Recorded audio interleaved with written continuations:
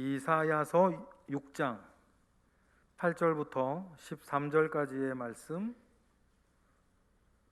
우리 다 같이 한 목소리로 합독하겠습니다.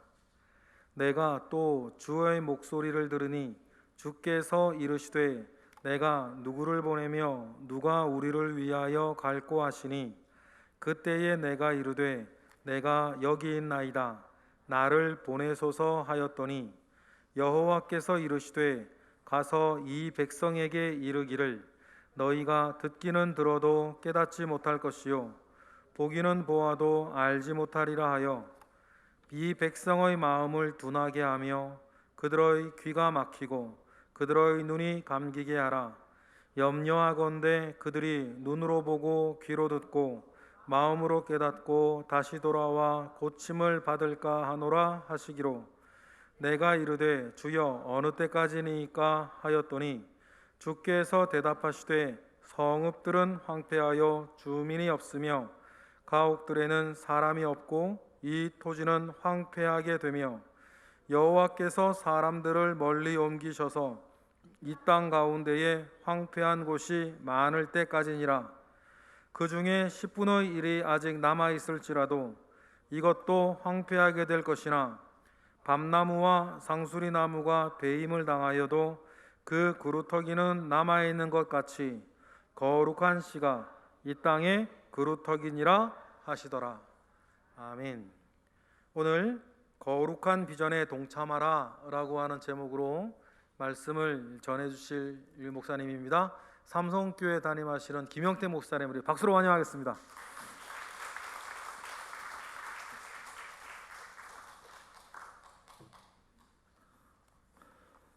할렐루야. 제가 기도하겠습니다. 하나님, 이 시간 성령께서 친히 말씀하여 주시옵소서. 우리의 심령에 성령의 불이 타오르게 하여 주옵소서.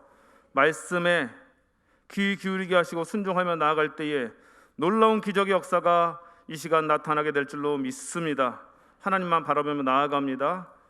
종은 가려주시고 하나님의 영광과 말씀과 능력만이 나타나 주옵소서. 감사하며 예수님의 이름으로 기도합나이다. 아멘. 할렐루야. 다시 한번 감사드리고, 제가 혹시 마스크를 벗어도 되냐고 여쭤봤는데 성도님들께도 동의를 구해야 될 것 같아가지고, 코로나 민감한 시대여서 그럼 제가 마스크를 벗고. 근데 사실은 마스크 쓰는 게 낫다고 하더라고요. 우리 딸들이 아빠 어디 가서 마스크 벗지 마 그러는데 다 들통나 그러는데 들통이 나버렸네요. 할렐루야. 너무 감사합니다. 우리 성동교회에 와서 이렇게 말씀을 증거할 수 있게 돼서 얼마나 하나님 앞에 감사한지 모르겠습니다. 우리 기독교의 역사관을 직선적인 역사관이라고 합니다. 직선적 역사관. 처음이 있고 마지막이 있다는 뜻입니다. 그럼 처음이 있고 마지막이 있다는 뜻은 무슨 뜻일까요? 뜻이 있다는 뜻입니다. 하나님의 계획하심과 목적하심과 뜻이 있다. 무조건 이렇게 돌아가는 순환적 역사관이 아니라 하나님이 세상을 분명한 목적을 가지고 창조하셨고 분명한 목적을 갖고 지금도 운행하시며 언젠가 하나님의 뜻과 계획과 목적이 성취될 날이 반드시 올 것이다 하는 것이 바로 기독교 신앙입니다. 그 저와 여러분의 신앙입니다.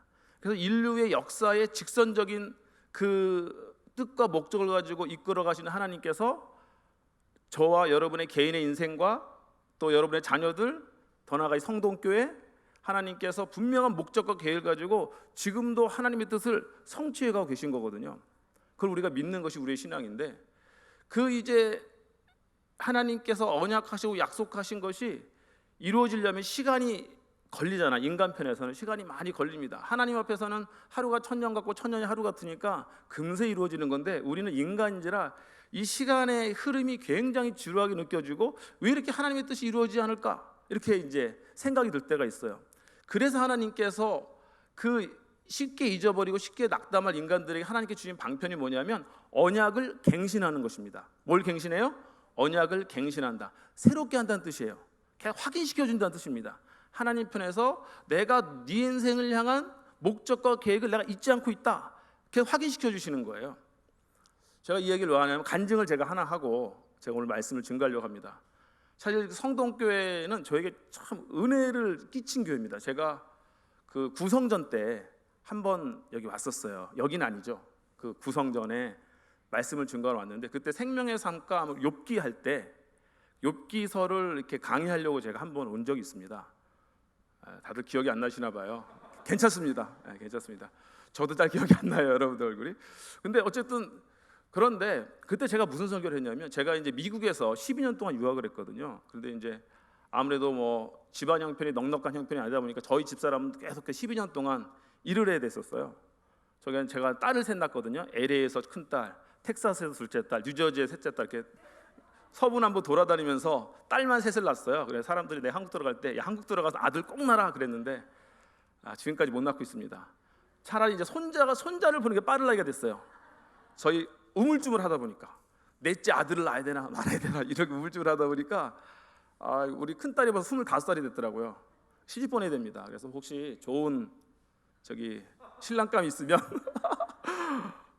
좀 소개 좀 해주세요. 얘가 벌써부터 시집 가고 싶어가지고, 아빠 저 시집 못 가면 어떻게 해요? 아빠 닮아서 못생겨가지고 시집 못 가면 어떻게 해요? 막 걱정해가지고 내가 걱정하지 마라, 하나님이 다 예비하신 짝이 있다, 이렇게 이제 이야기는 했는데, 어쨌든 그래서 이제 제가 이제 미국에서 와이프도 애 셋을 낳으면 계속 일을 한 거예요. 그러니까 낳기 바로 전까지 일하다가 이제 가서 애 낳고 와가지고 이제 좀 몸조리하면 바로 또 일해야 되고, 왜냐하면 뭐 유학생 남편이 무슨 돈이 있습니까? 그러니까 와이프가 계속해서 내조를 한 거죠. 그리고 저도 이제 시간 날 때마다 일을 하게 된 거예요. 그래서 이제 텍사스에서 있었던 일은, 텍사스 제가 이제 석사과정 THM이라는 석사과정을 마치고 박사과정 가기 전까지 시간이 좀 있어가지고, 그때 이제 중국집에서 제가 딜리버리, 배달을 한 거예요. 근데 미국은 이제 우리나라처럼 오토바이로 하는 게 자가용으로 합니다. 워낙 크니까. 그래서 이제 하는데 어느 날 비가 막 온 거야. 비가 막 와가지고 제가 이제 너무 힘들어가지고 이제 중국집 뒤편에 주차장에 앉아가지고 정말 하나님한테 제가 원망하고 있었어요. 저를 도대체 미국에 이거 공부하라고 보내신 겁니까? 도대체 일만 하다가 이거 내가 공부도 못하고 너무 막 우울하고 막 낙심이 되고 막 너무 힘들어가지고 딱 이러고 있는데, 그 비가 소나기가 싹 개면서 쌍무지개가 쫙 뜨는 거죠, 하늘에. 할렐루야. 와, 근데 그게 하나님의 저한테 보여준 언약의 갱신처럼 느껴지는 거예요. 노아에게 그 무지개를 보여주시면서 미래를 약속하신 것처럼 우리 그리스도인들에게 무지개는 하나님의 사인처럼 느껴지거든요. 그냥 주관적으로 그렇다는 얘기입니다, 제가. 그래서 그게 확 느껴지는 거야. 야, 내가 널 잊지 않았다. 너에 대한 약속이 있지 않았다. 이런 이제 하나님의 언약으로 제가 느껴지는 거예요. 그래가지고 하나님 감사합니다. 그래서 제가 굉장히 힘을 얻었거든요. 근데 제가 이 설교를 그때 했어요. 이 예화를. 아무도 기억 못 하시니까 감사합니다. 그래가지고 그 욥기서 고난에 관해서 얘기하면서 이 얘기를 쫙 한 거야, 내가. 근데 그날 마침 또 비가 왔어요. 기억하시면 모르겠는데 그날 또 비가 온 거야. 내가 여기 성동교회 저 옛날 예배당에 설교하러 왔을 때. 그리고 제가 예배 마치고 딱 가는데, 제가 이제 어떻게 가냐면은 여기가 동호대교죠. 동호대교 건너서 올림픽대로 가나. 그래서 하여튼 제가 성남인데 분당 수서를 타고 내려가요. 근데 분당 수서 쫙 내려가는데 비가 딱 개더니 뭐가 떴을까요? 무지개가 뜨는 거야. 세상에. 무지개 설교를 하고 갔는데 무지개가 쌍무지개가 뜬 거예요. 그래가지고 나 막 야, 지금 쌍무지개 떴다. 빨리 옥상 올라가서 쌍무지개 사진 찍어라. 우리 딸한테 전화하고 막 우리 son 전화하고. 너무 신기한 거예요. 하나님이 또 언약을 저한테 갱신해 주시는 거예요. 한국 와가지고 막 헤매고 있던 나에게 내가 너를 향한 약속을 아직 잊지 않았다. 이런 음성으로 들리는 거예요. 제가 미국에 있으면서 딱 한 번 쌍무지개를 본 게 그때거든요. 그리고 한국에 와서도 딱 한 번 쌍무지개 본 게 성동교회에서 설교하고 내려가다가. 너무 신기하잖아요. 제가 어떻게 성동교회를 있겠어요? 못 있습니다, 제가 평생에. 이래가지고 야, 하나님이 어쩜 이렇게. 아니, 내가 지금 한국 들어온 지 15년 정도 됐는데 15년 동안 무지개를 딱 한 번 봤다니까요. 물론 다른 날 뜬 날도 있었겠지만 내가 본 날은 그렇다 이거예요. 근데 그게 성동교회에서 설교하고 내려가던 날. 그래서 너무 감사한 겁니다. 하나님은 이렇게 또 언약을 갱신하시는구나. 또 이렇게 희망을 보여주시고 미래를 보여주시는구나. 힘을 내야겠다. 이런 생각을 했습니다. 그런데 이제 성동교회를 딱 보니까 성동교회가 올해 몇 주년이에요? 50주년. 할렐루야. 제가 섬기는 삼성교회도 올해 50주년이었거든요. 너무 감사해요. 그리고 이영호 목사님하고 저희 그 원로 목사님하고도 굉장히 또 이렇게 친분이 있으시고 그러셨는데, 아마 비슷한 시기에 교회를 개척을 하셨는지 어쨌든 그래서 50주년이 됐는데, 50년이라는 세월 동안 여러분들이 그냥 50년 지나온 것이 아니라 하나님이 계속해서 언약을 보여주신 거예요. 언약의 갱신. 그래서 이 성동교회를 하나님께서 1971년도에 어디에 처음에 개척됐어요? 그건 내가 모르겠네. 이 성동구에? 여기 바로 여기 근처에. 하여튼 이 근처에 하나님께 성동교회를 세우실 때는 분명하신 뜻과 계획과 목적을 가지시고 이곳에 하나님께서 교회를 세우신 줄로 믿습니다. 우리 최은영 목사 말씀하시잖아요. 교회가 이 나라의 소망이다. 교회가 이 땅의 소망이다. 정말 진리거든요.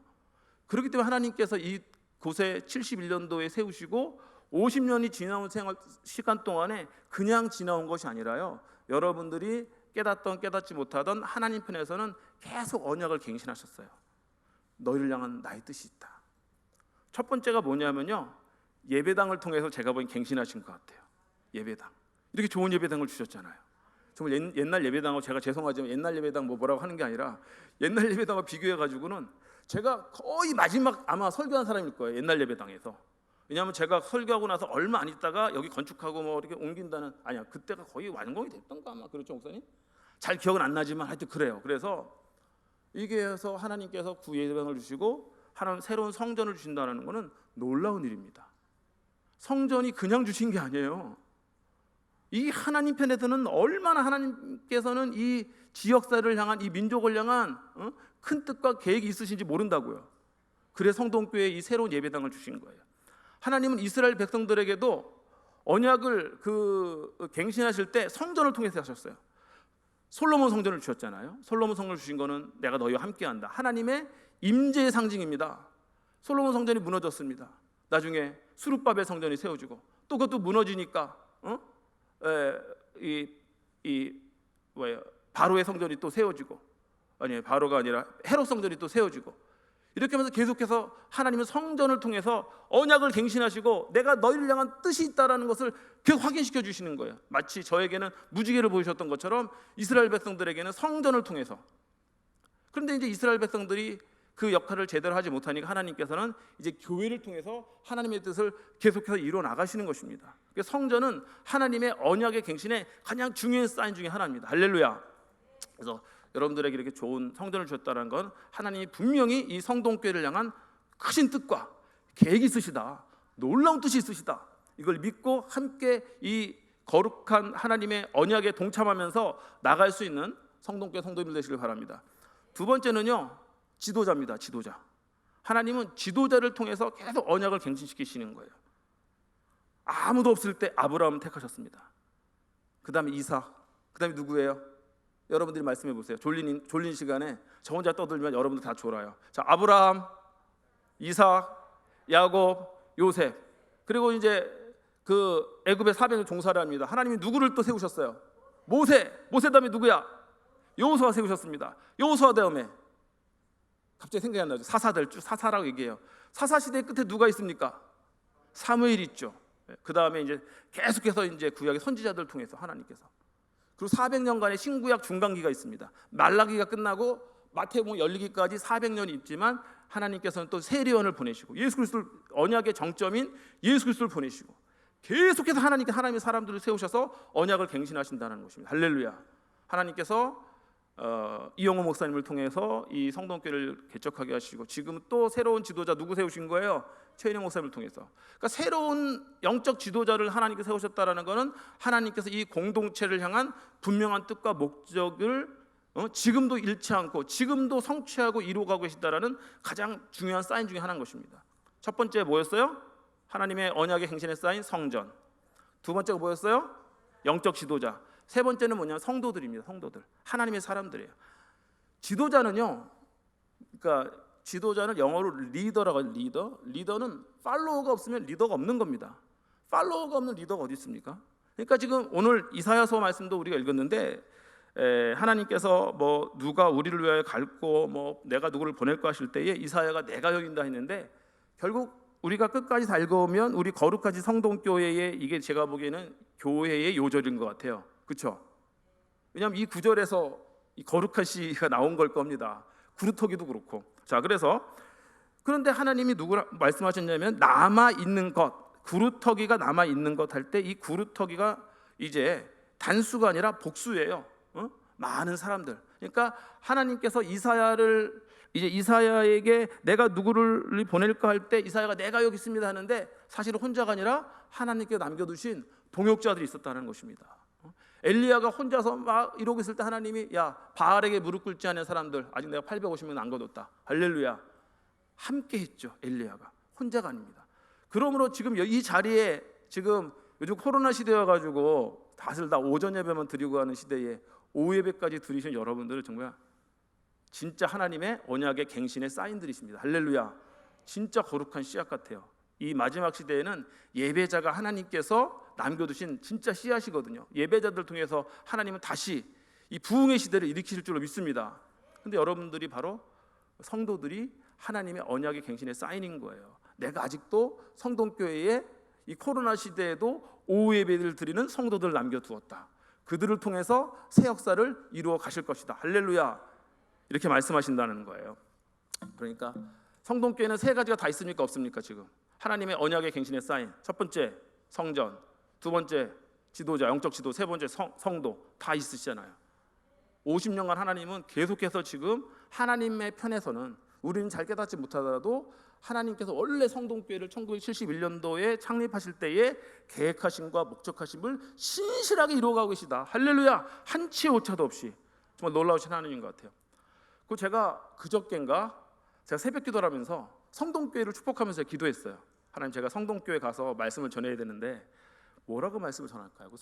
거룩한 성동교회 하는데 갑자기 하나님이 성동의 이름을 풀이시켜 주시는 거예요. 성동구의 성동이 한자로 무슨 말인지 모르겠는데 저한테 갑자기 holy movement, 거룩한 운동, 거룩할 성자의 운동 동자가 딱 떠오르게 하시는 거야. 할렐루야. 그냥 제가 떠오른 거예요. 나도 모르게. 왜냐하면 이제 이 사중복음 성결 운동에 대해서 제가 좀 이따 설교할 건데 이걸 묵상하다 보니까 거룩한 씨는 뭘까요? 영어로 holy seed입니다. 영어로 holy seed. 우리 한번 영어로 한번 해볼까요? holy seed. 이게 거룩한 씨란 뜻이에요. seed가 S-E-E-D가 이제 그 씨란 뜻이거든요. 그다음에 거룩한 운동. 그게 두 글자로 줄이면 뭐예요? 그 성동이들하니까 거룩할 성자에 움직일 동자, 거룩할 성자에 운동할 동자, 거룩한 운동. 이게 성동이더라고. 그래서 내가 하나님이 딱 주신 게 holy seed, 한쪽에서는 holy movement. 이게 성동이에요. holy movement가. 야, 기가 막히더라. 그래서 하나님이 이 성동교회를 통해서 뭔가 이 시대에 새로운 이 무브먼트, 운동을 일으키시려나 보다. 그런 생각을 이제 제가 하게 되었습니다. 그래서 야, 이 홀리 시드 홀리 무브먼트. 그래서 너무 이름이 좋은 거야. 이게 운율이 딱 맞잖아요. 거룩한 씨, 거룩한 운동.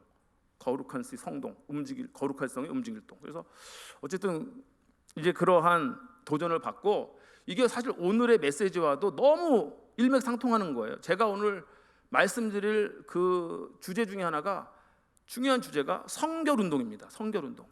이제 우리 최인호 목사님께 오늘 주제가 사중 복음과 교회의 비전이라고 그랬는데 이 사중 복음이라는 거는 어떤 분이 이렇게 앉아가지고 이 책을 쓴 게 아니에요. 나중에 썼지만 처음에 뭐였냐면 미국의 19세기 성결 운동의 성결 운동. 성결 운동을 두 자로 줄이면 뭘까요? 제가 다 말씀드렸죠. 성동이라니까. 성결 운동을 두 자로 줄이니까 성동이더라고. 거룩할 성자 운동 동자 성동. 이 성동 운동을 하나님께서 미국에서 일으키신 거예요.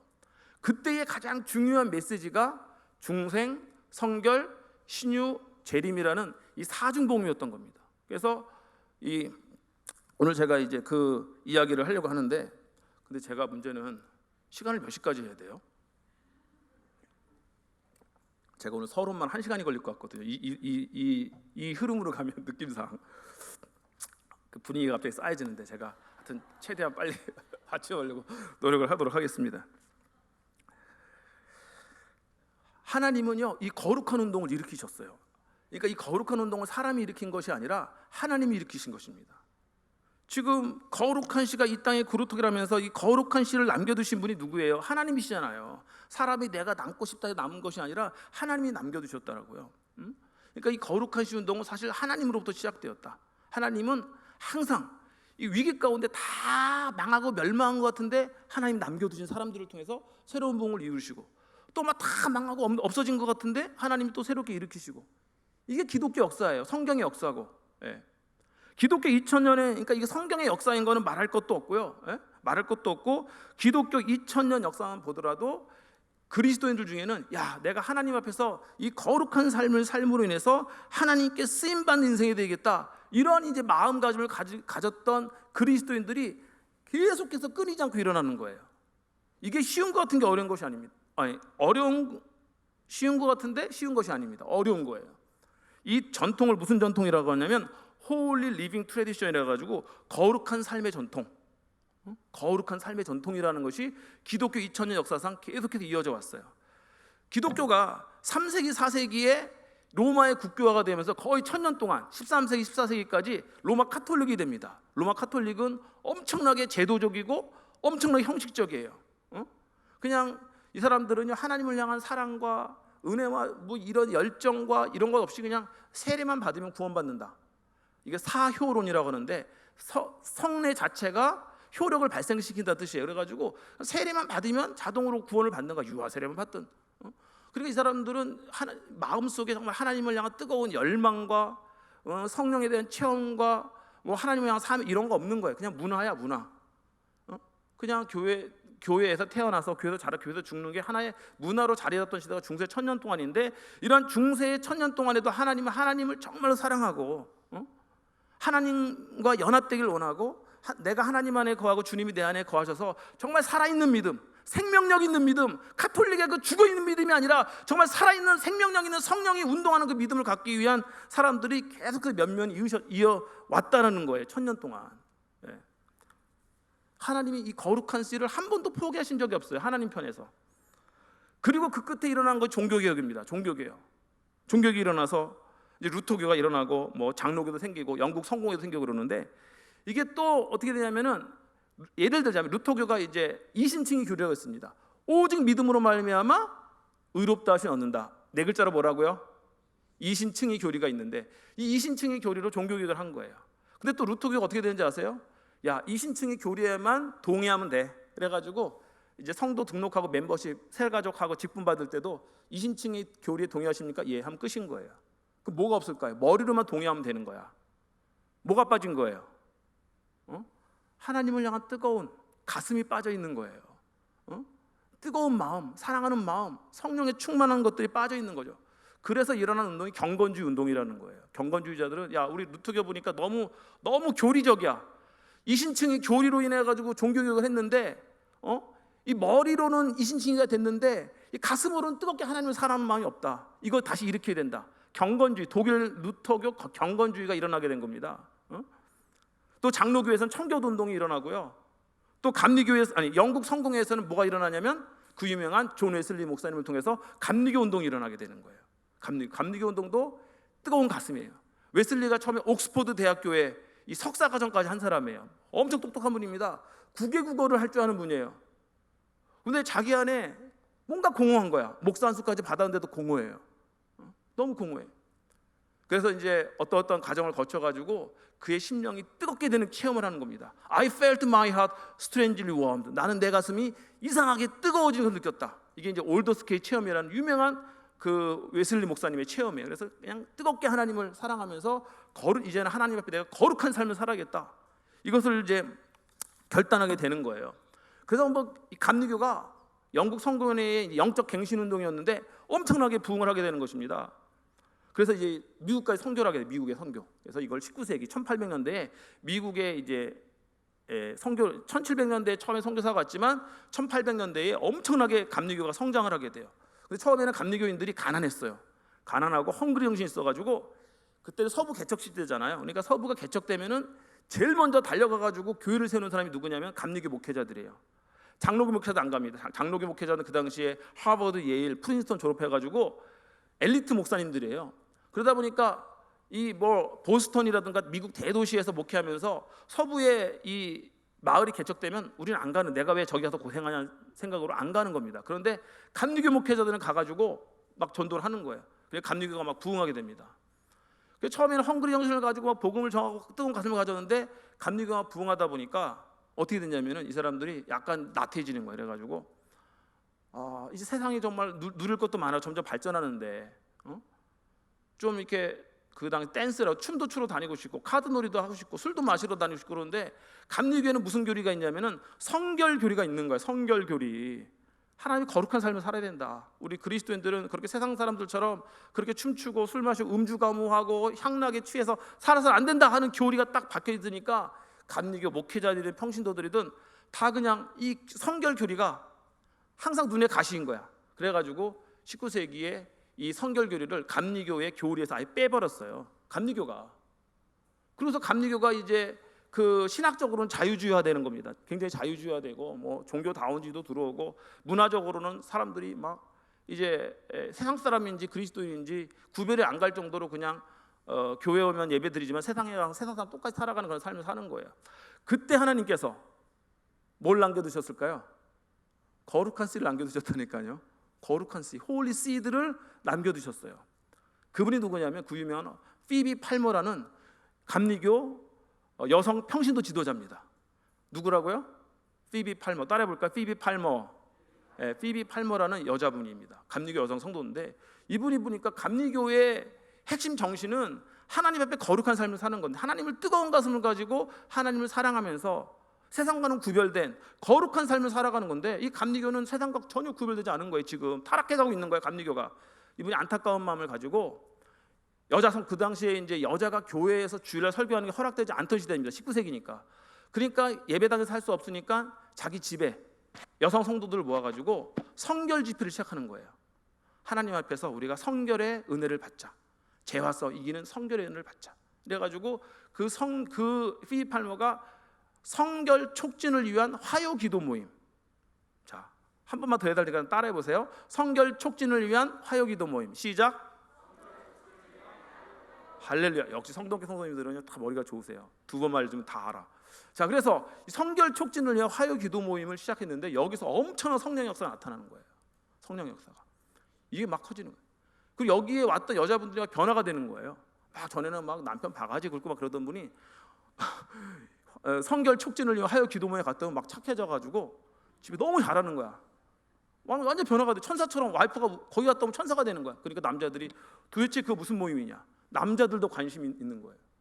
그래도 목사님들이 아니 맨날 뺀질뺀질하던 여자 성도들이 그거 갔다 오면 막 뭐 충성되게 막 일하는 거야. 막 도대체 그 모임이 어떤 모임이냐. 가보니 목사님들도 가게 돼. 그래가지고 처음에 여성분들만을 위한 기도 모임이었는데 나중에 남성분들, 처음에는 평신도들만을 위한 기도 모임, 나중에는 목회자들 이래가지고 이것이 처음에는 뉴욕에서 시작됐고 미국 뉴욕이 시작되는데 뉴욕에서부터 해가지고 전 미국에 이 운동이 쫙 퍼지게 된 것입니다. 그게 바로 그 유명한 무슨 운동이라고요? 성동운동이라고요. 성동운동 줄여서 성결운동인데 두 글자로 하면 성동운동이라니까. 거룩한 움직임, 거룩한 운동. 할렐루야. 기가 막히지 않습니까? 그게 지금 여기 성동교회까지 온 거잖아요.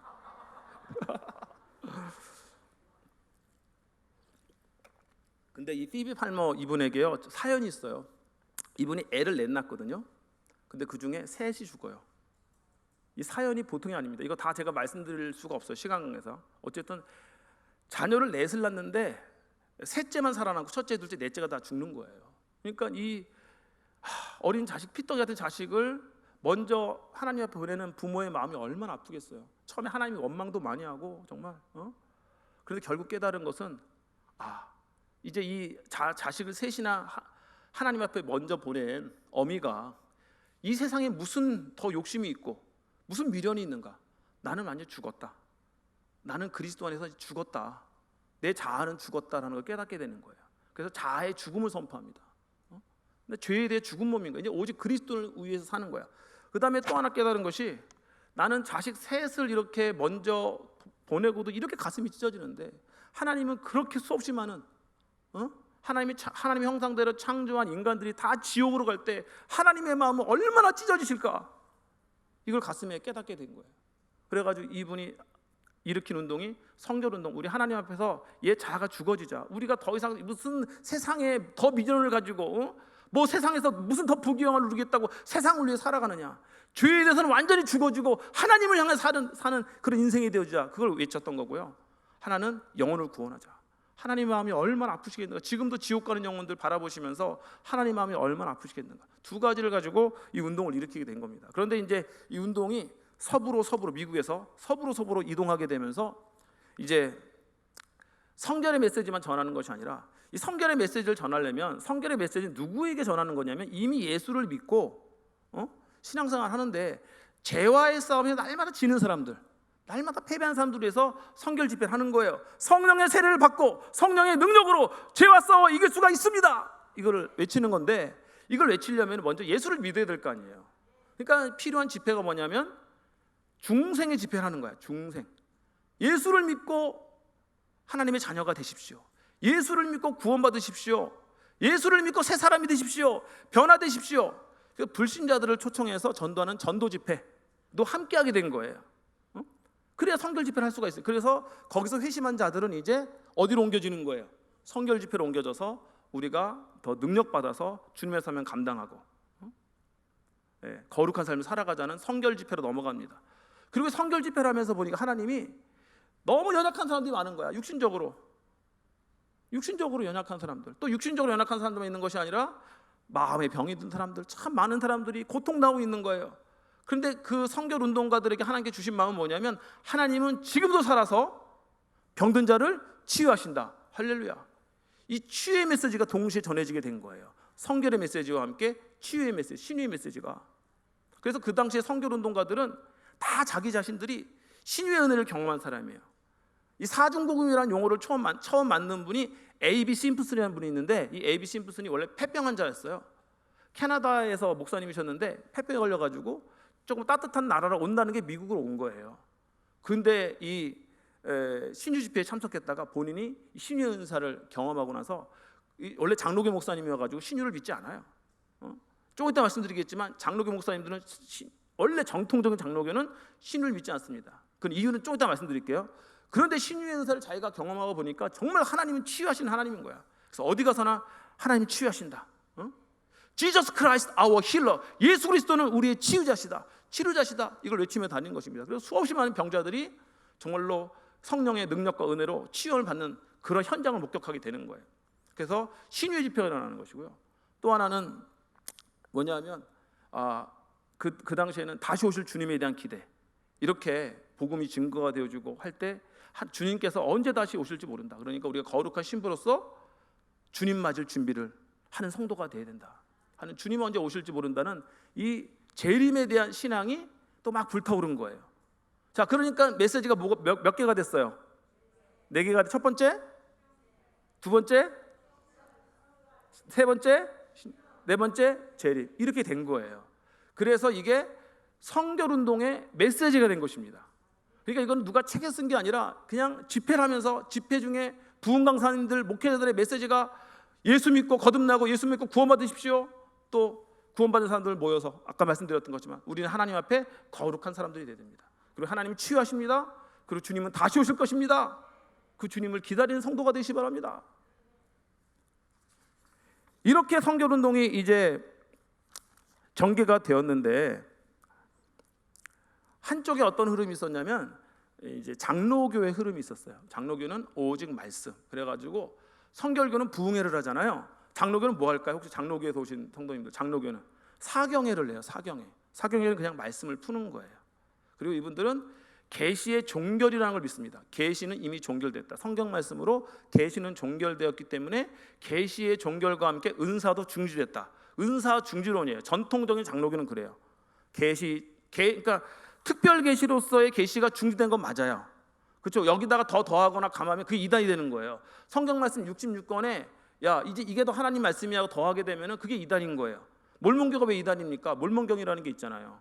통일교가 왜 이단입니까? 걔네들도 다른 경전이 다 있어요. 뭐 또 하나님의 교회니 신천지니 다 성경 말씀 외에 얘네가 더하기 때문에 이단이 되는 거예요. 그래서 특별 계시로서의 성경 말씀은 이미 종결이 된 겁니다. 여기에 더할 수도 없어요. 1.1이라도 더하거나 가감을 해서는 안 되는 것입니다. 할렐루야. 그건 맞는데 거기까지 갔으면 좋았는데 장로교에서는 그렇기 때문에 모든 하나님의 기적적인 요소와 은사도 이미 종결이 되어서 더 이상 기적의 시대는 끝났다. 사도 시대와 함께 하나님께서 모든 기적을 거두어 가 버렸다는 거예요. 그래서 전통적인 장로교에서는 이 기적을 믿지 않습니다. 방언을 한다든지 뭐 병자가 고침을 받는다든지 뭐 이러한 기적적인 요소를 인정을 하지 않아요. 그런데 우리가 성결교회 성도들로서 또 사중복음의 이 복음의 능력을 믿는 사람들로서 자부심을 가져야 할 게 뭐냐면은, 대한민국에 있는 교회들 있잖아요. 장로교건 어떤 교회건 거의가 다 이 사중 복음의 이 복음으로 해석할 수가 있어요. 뭐냐면 이 사중 복음의 세계적인 권위자인 도널드 데이톤 교수님이라는 분이 계세요. 이분이 이제 한국에 지금 돌아가셨어요. 작년에 애석하게 돌아가셨는데 한동안은 한국에 제자들이 많아가지고 거의 매년 나오셔가지고 한국에 뭐 서울신대, 성결대, 뭐 감신대, 호서대, 뭐 나사렛대 뭐 그래서 돌아다니면서 다 강의를 하셨는데 이분들의 장로교 목사님들 앞에서도 강의할 기회가 많은 거예요. 그래서 한번 한국은 어떠한 신앙적인 그러한 모습들이 있는가 이분이 한번 확인해 보길 원하셨어요. 그래가지고 장로교 목사님들한테 당신들 빌리그램을 좋아하십니까? 그러니까 목사님들이 뭐라고 했을까요? 아멘 그러는 거야. 아니 빌리그램 목사님 그 유명하신 목사님 우리가 왜 안 좋아합니까? 세계적인 부흥운동으로 그 유명하신 분이잖아요. 우리나라에도 오셔가지고 빌리그램 그 집회할 때 얼마나 많은 성도들이 은혜 받고 막 그랬는지 몰라요. 그런데 데이톤 교수님이 그러는 거예요. 당신들이 만약 빌리그램을 좋아하면 당신들은 전통적인 장로교인이 아닙니다. 전통적인 장로교는요 빌리그램 안 좋아합니다. 사경회를 한다니까요. 인간의 막 감정에 호소하고 결단과 선택을 촉구하는 이런 설교를 별로 안 좋아해요. 전통적 장로교는 하나님의 주권입니다. 하나님이 예정하셔서 하나님이 구원하시고 예정된 사람은 다 구원하실 텐데 네가 뭔데 주제넘게 뭐 믿어라 뭐 결단해라 이런 소리를 하느냐. 전통적인 장로교는 전통적인 신학에서는 좋아할 수가 없어요. 그런데 이 장로교 목회자들 중에도 그게 전부가 아닌 것 같은 거죠. 그래서 이제 정말 이 머리로만 아는 그리스도를 가슴으로 깨닫기를 원하는 그런 목회자들이 있었던 거예요. 그래서 장로교 안에서도 부흥운동이 일어나게 돼요. 이걸 심파 장로교라고 해요. 뉴스쿨 심파 장로교. 그 전에 이제 프린스턴 신학교의 교수들이었던 분들을 중심으로 한 거를 구파 장로교. 그 전통적인 장로교는 다 구파 장로교인 거예요. 구파 장로교는 부흥운동을 싫어한다니까. 근데 우리나라에 들어온 장로교는 어떨까요? 장로교도 거의 다 부흥합니다. 할렐루야. 다 부흥하고 그런 거예요. 자, 그 다음에 두 번째 질문했다는 거야. 당신들은 성령 충만을 위해서 기도하십니까? 장로교 목사님들한테. 그랬더니 장로교 목사님들이 뭐라고 할까요?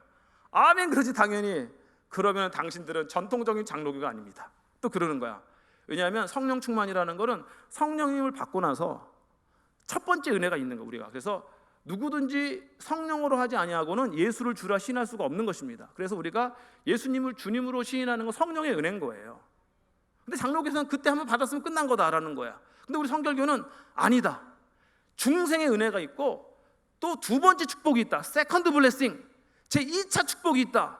그 은총을 우리가 강구한다는 그것이 성결의 은혜예요. 성령 세례 받아서 성령 충만 받아서 성결의 은혜를 받자.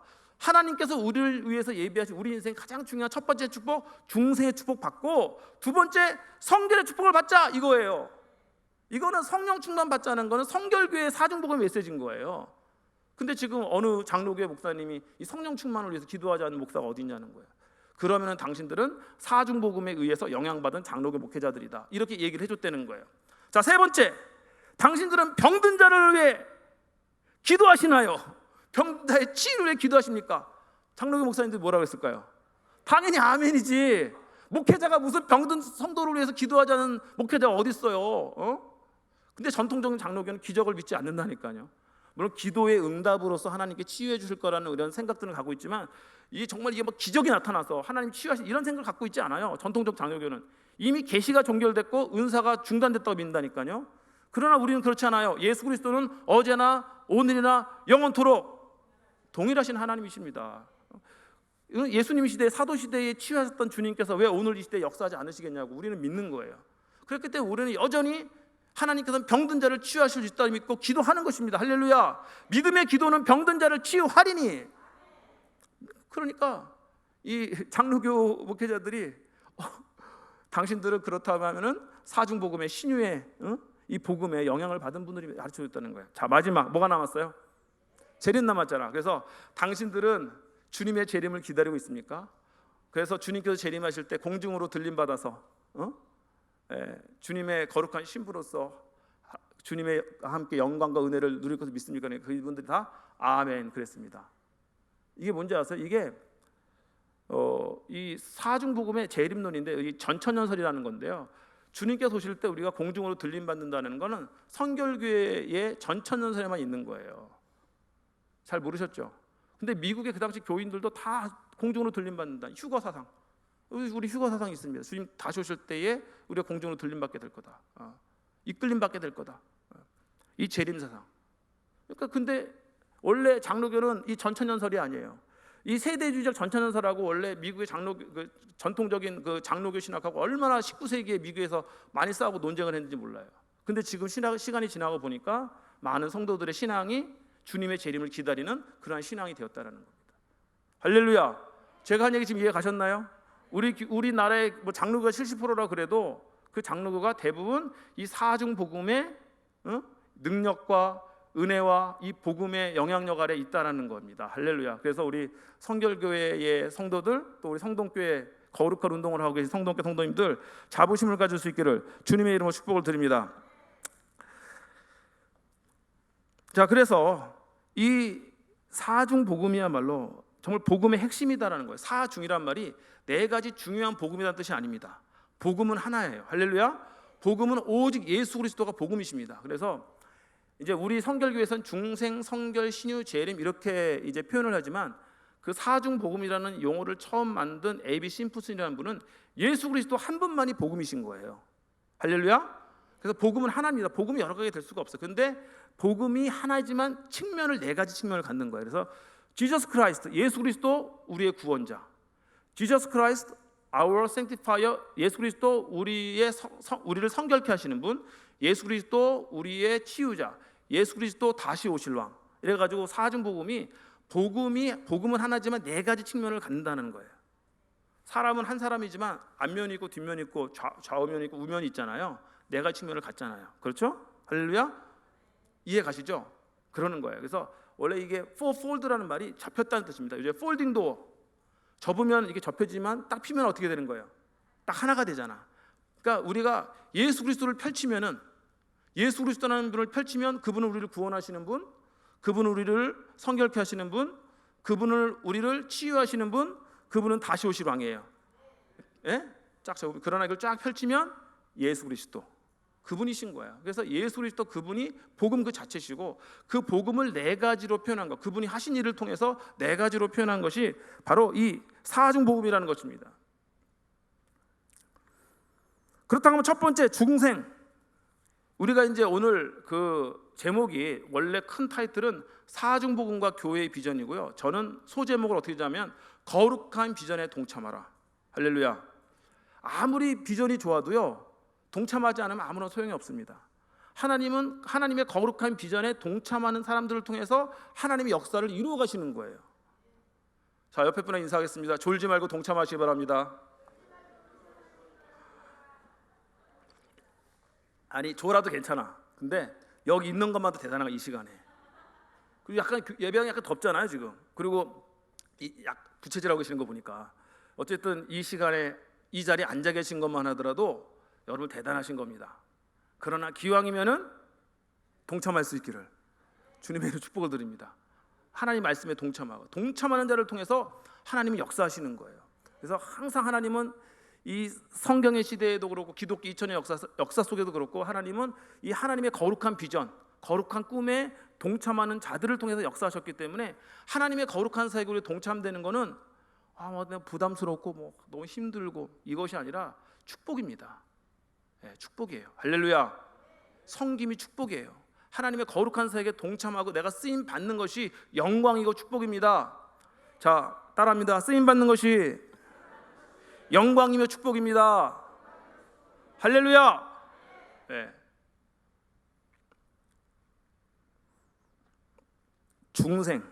중생이라는 거듭난다는 뜻입니다.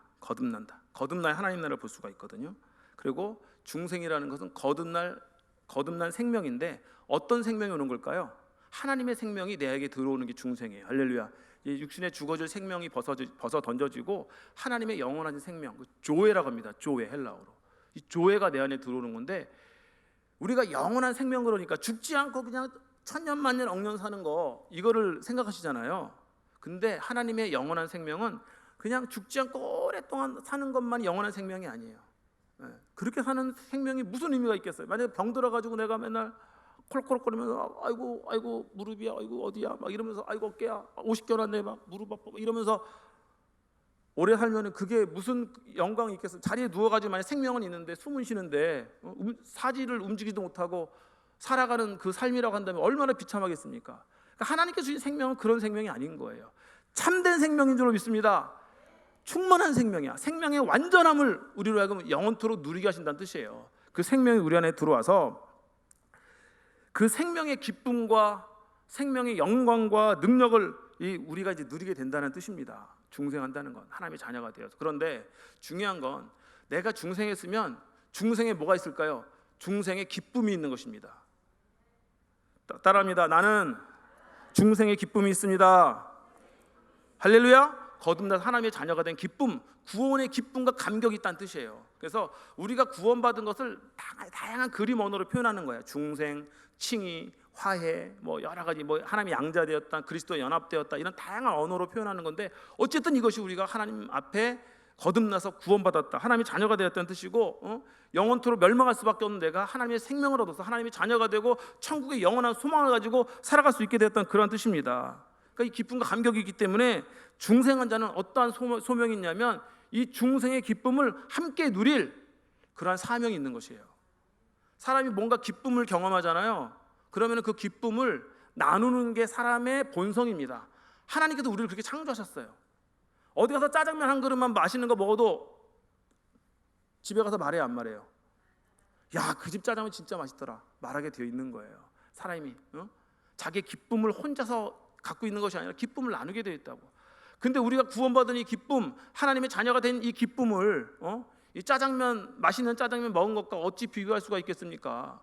전해야 되는 거예요. 그래서 선교사님들이 아프리카 선교, 어떻게 거기 가서 그렇게 선교할까 생각하면, 물론 사명감도 있죠. 그 영혼을 구원해야 된다는 사명감, 주님이 주신 그 명령에 순종하는 마음도 있는데, 많은 경우에 있어서 간증을 들어보면 기쁨을 나누는 거예요. 기쁨을 나누는 거야. 그러니까 말이 되더라고. 이 구원받은 기쁨과 감격을 나 혼자 알 수가 없어가지고 지금도 그 구원의 복음을 모르고 죽어가는 자들에게 이 복음을 전해야겠다, 이 구원의 기쁨을 나누겠다라는 거예요. 저는 성동교회가 하나님의 그 언약의 이 갱신이 있다고 또 믿는 게, 교회를 건축했는데 어떤 모양을 건축했어요? 방주 모양이잖아. 방주가 뭐예요? 구원의 방주잖아요. 여기다가 소나 말 태울 방주가 노아의 방주처럼 그런 방주가 아니라 영혼을 구원하는 방주예요. 생명을 구원하는 방주인 줄 믿습니다. 너무 상징성이 너무 좋아요. 그리고 이 주변하고 너무 잘 어울려가지고 진짜 이 주변 사람들이 성동교회로 몰려오게 될 것 같아요.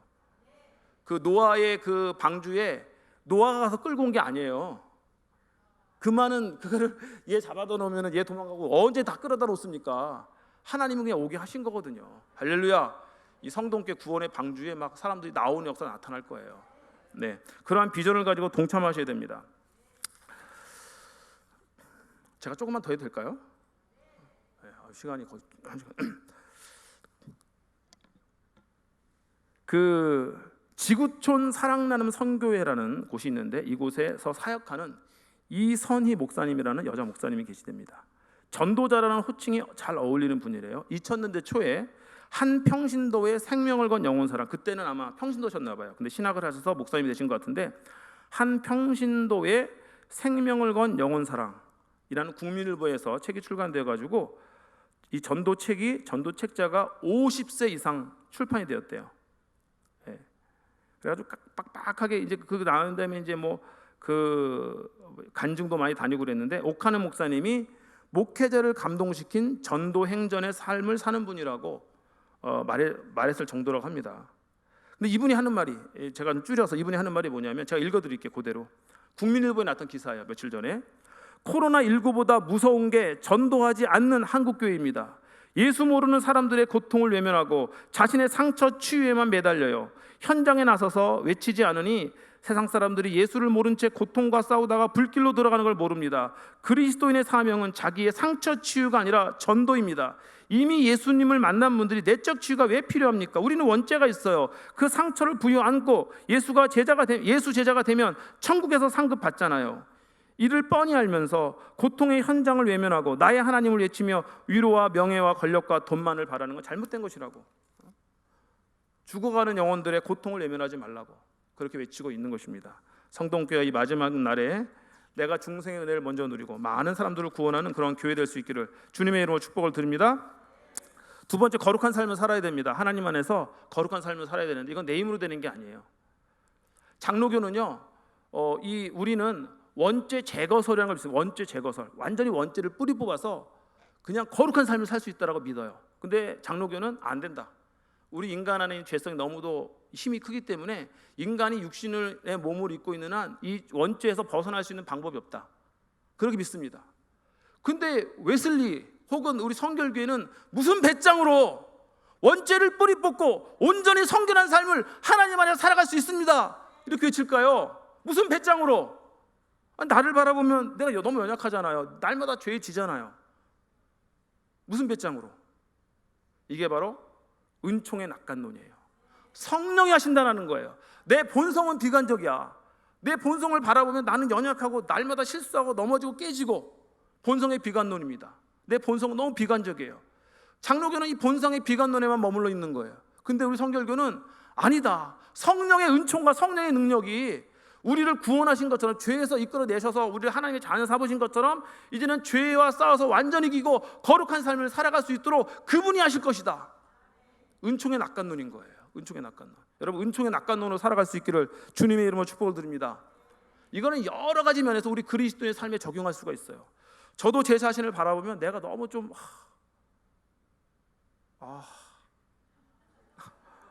제가 막 너무 답답하고 내가 할 수 있을까? 저 이래봬도 열등감이 되게 많은 사람입니다.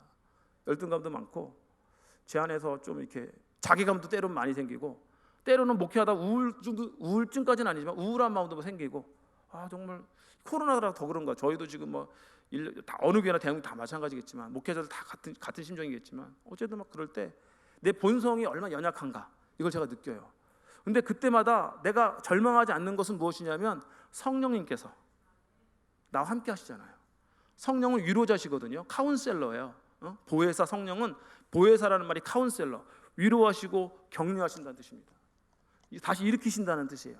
다시 시작하게 하신다는 뜻이에요. 이게 복음이거든요. 하나님이 한 번 실패했다고 잘라버리신 하나님이 아니에요. 나 너 모른다 발로 뻥 차버린 하나님이 아니라 성령의 은혜를 더하셔서 다시 시작해라. 너 다시 시작할 수 있다. 이게 성령이 하시는 일입니다. 할렐루야. 성령님 의지해서 다시 일어나서 죄와 싸우고, 다시 일어나서 사명 감당하고, 할렐루야, 이거예요. 근데 성결하게 되면 어떻게 되냐면, 성결하다는 건 다른 말로 사랑한다는 뜻이에요. 웨슬리가 공격을 많이 받아요. 칼빈주의자들한테. 야, 사람이 거룩하게 된다는 게 말이 되느냐? 근데 성경의 명령이거든. 내가 거룩하니 너희도 거룩하라. 하나님께서 완전하신 것처럼 너희도 완전하라. 그래서 그 명령이기 때문에 할 수 있다고 믿는 거예요. 그래서 성령님이 함께 하시니까. 근데 장로교는 계속 안 된다고 그러는 거예요. 웨슬리한테 계속 공격하는 겁니다. 그러니까 웨슬리가 이 거룩한 삶, 이거 어떻게 표현할까 하다가 하나님 사랑하고 이웃 사랑하는 거다. 네 마음을 다하고 몸을 다하고 뜻을 다해서 하나님 사랑하고 이웃 사랑하는 것이 바로 거룩이다, 이렇게 가르친 거예요.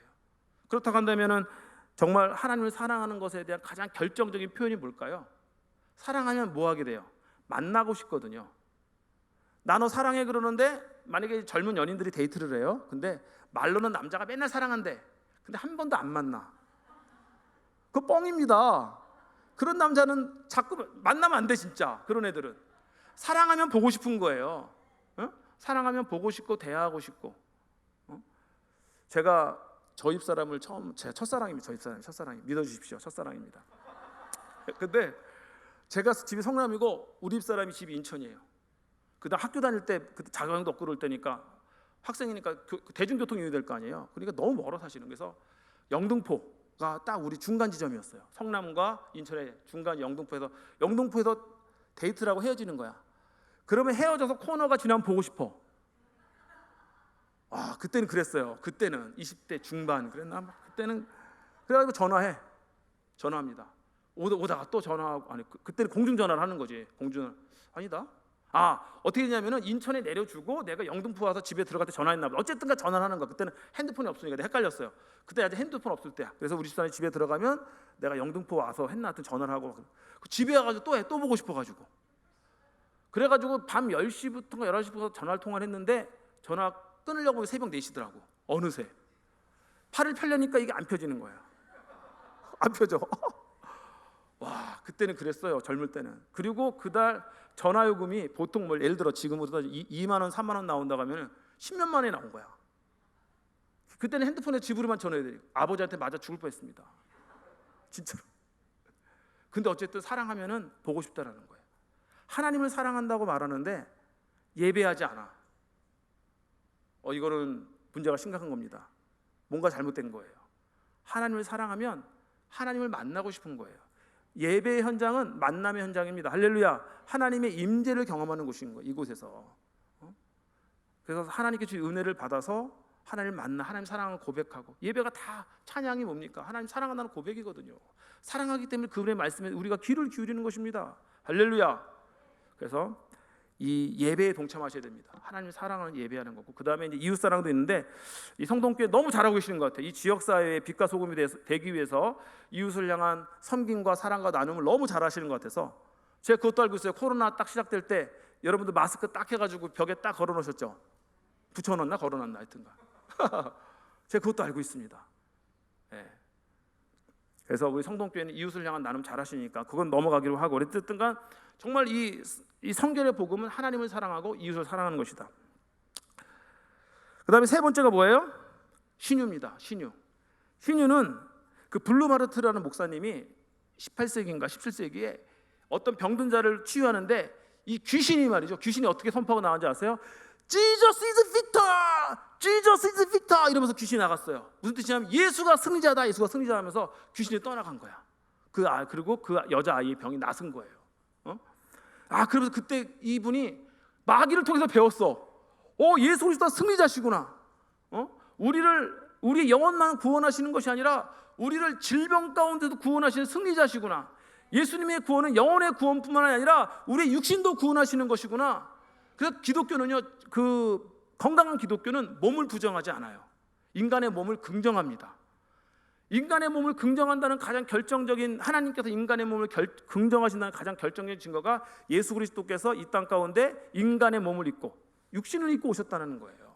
근데 영주주의라는 이단은 육은 악한 거고 영은 선한 거다라는 이분법에 빠져 있어요. 그래서 육신은 악한 거야. 이거는 악한 거래가지고 금욕주의예요. 근데 우리 기독교는 금욕주의가 아닙니다. 하나님이 지으신 모든 것이 아름다운 거예요. 하나님 우리 육체를 지으셨잖아요. 아름다운 것입니다. 그리고 한 남자 한 여자가 만나서 결혼하게 하셨어요. 아름다운 것입니다. 근데 영주주의는 이 모든 것도 다 부정한 것으로 보고, 그래서 이거는 안 좋은 거다 그래가지고 금욕주의로 나가는 거예요. 그래서 인간의 몸을 부정하기 때문에 그 인간의 육신의 치유라든가, 또 예수님께서 이 땅 가운데 육신의 몸을 입고 오신 것도 부정해요. 그럼 예수님이 이 땅 가운데 육신의 몸을 입고 오는 건 뭐냐? 그거는 그냥 그런 것처럼 보인 거다라는 뜻이에요. 그런 것처럼 보였다. 그 가현설이라고 그러는데, 영주주의 이단에 지금도 영주주의 이단이 있어요. 근데 하나님은 우리의 영혼을 구원하실 뿐만이 아니라 우리의 몸도 구원하신다. 우리의 영혼을 긍정하실 뿐만 아니라 우리의 몸도 긍정해 주신다라는 것입니다. 할렐루야. 그래서 우리는 하나님이 우리를 치유하신다는 걸 믿는 거예요. 치유의 신학이 있는 것입니다. 믿으시 바랍니다. 그리고 우리를 이제 치유자로 세상 가운데 파송하신 거예요. 하나님께서. 우리가 때로 아까 말했던 내 상처도 다 치유되지 않았어요. 나도 아픔이 있어요. 그러나 우리는 상처 입은 치유자로서 세상에 나아가는 것입니다. 할렐루야. 그래서 우리 서로 치유해 줘야 돼요. 코로나 시대는 일방적으로만 이것이 아니라 서로 돌보고 서로 치유해야 됩니다. 대면을 잘 못하는 시대에 카톡으로든지 문자로든지 전화로든지 서로를 돌보고 서로 연결되어 있어야 돼요. 누구 한 사람이라도 외딴 섬처럼 뚝 떨어져가지고 성동교회 성도님 중에 한 분도 그런 분이 있어서는 안 됩니다. 우리가 진정한 이 사중복음 신유의 복음을 믿는다면, 그래서 모든 성도가 하나님께서 내 주변에 허락하신 사람들, 내가 그들을 위로하고 격려하겠다. 나도 상처가 있지만 상처 입은 치유자로 나아가서 하나님께서 내 주변에 허락하신 사람들을 먼저 위로하는 그런 위로자로 내가 세워지겠다. 할렐루야. 우리가 선한 일을 할 때 있잖아요. 먼저 믿음의 가족들에게 할지니라. 자기 가족을 돌보지 않는 사람은 불신자보다 더 악한 사람이라고 말씀하시잖아요.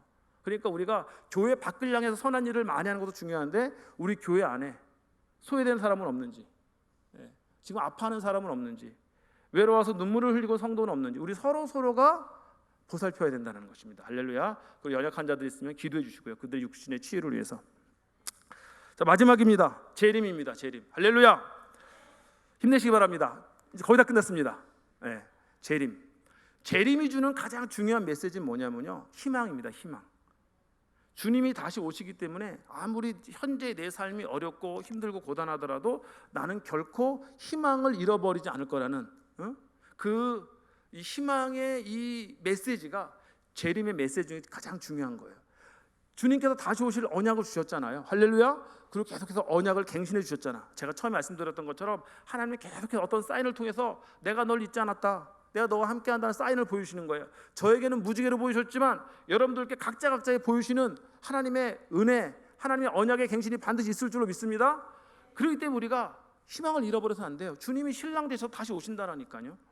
현재의 삶이 아무리 고달프고 힘들고 어렵고 코로나로 인해서 사업과 직장과 가정에 어려움을 겪는다 할지라도 우리 그리스도인들은 다시 오실 주님을 바라보면서 다시 오실 주님이 오셔서 내 삶의 모든 눈물을 닦아주시고 내가 그동안 주님 앞에 했던 충성과 헌신과 봉사 섬김을 갚아주실 것이라는 그 믿음을 가지고 희망을 잃지 마시기를 축복을 드립니다.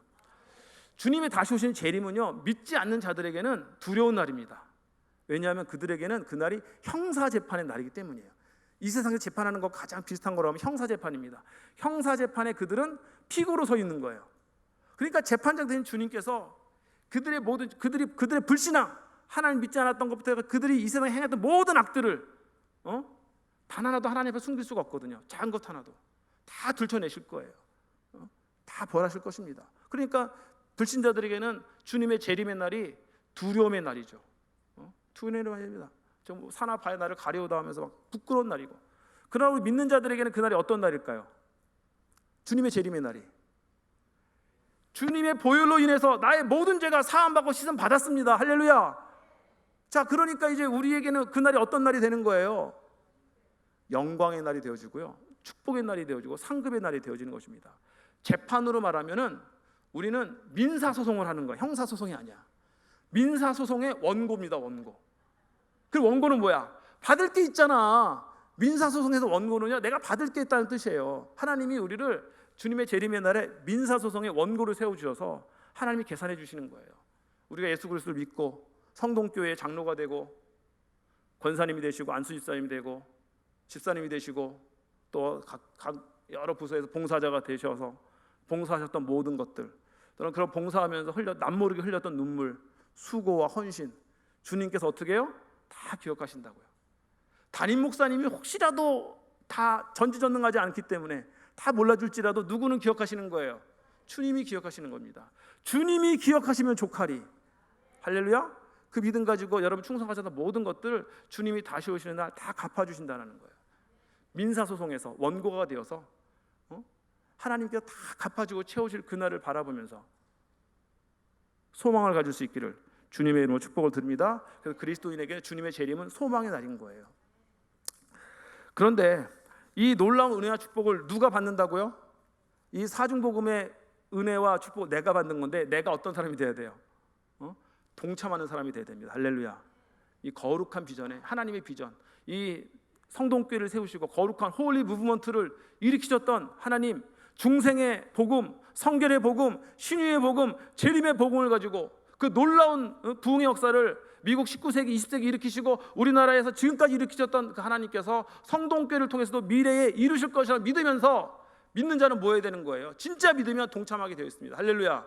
진짜 믿으면 소망을 가지고 동참하게 되어 있다는 이 거룩한 이 사역에 어찌 내가 빠질 수가 있어요? 어찌 모른다고 핑계 삼을 수가 있습니까?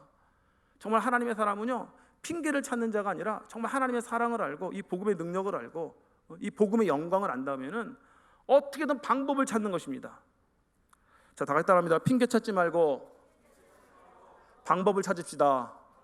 할렐루야. 정말 사랑하는 사람, 하나님을 사랑하는 사람은요, 사랑하지 않으면 자꾸 핑계가 많아져요. 그래서 사랑하면 방법을 찾습니다.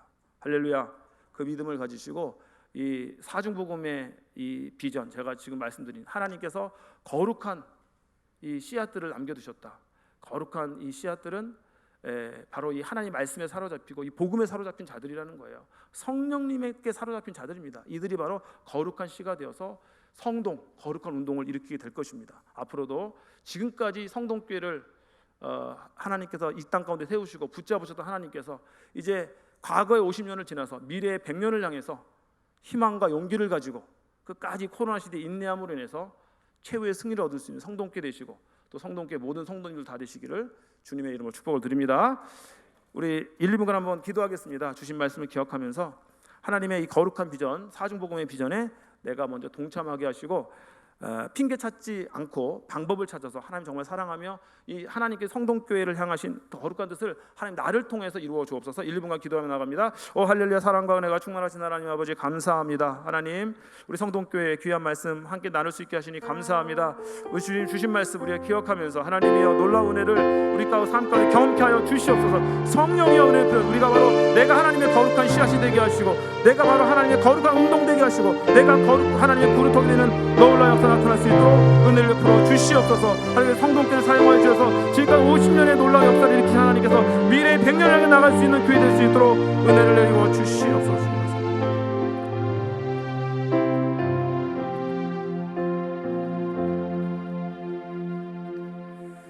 할렐루야. 하나님 감사합니다.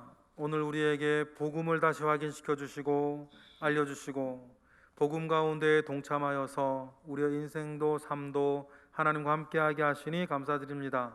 오늘 말씀 붙잡고 우리가 예수교대한 성결교회의 또한 교인으로서 거룩한 지성동교회의 지체로서 우리의 삶과 믿음과 사역에 늘 동참하며 거룩함을 더해가는 우리 모든 예배자 되게 하옵소서. 하나님께서 성령으로 우리를 이끄시되 능히 이끌어 주실 것을 믿고 감사하며 예수 그리스도의 이름으로 기도드렸나이다. 아멘.